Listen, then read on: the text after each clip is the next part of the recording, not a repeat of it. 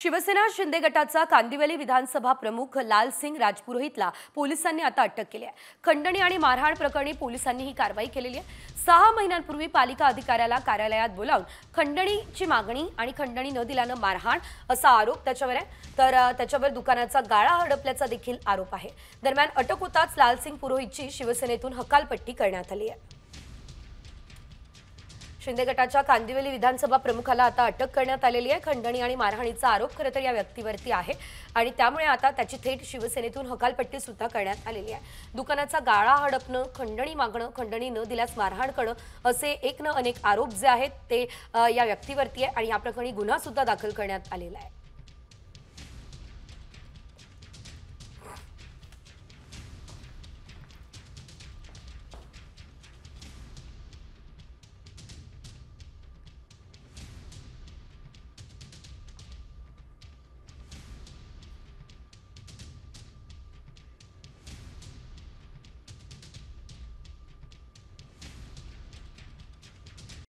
Comscore नुसार आता isakal.com आहे देशातील नंबर 1 ची मराठी न्यूज वेबसाईट।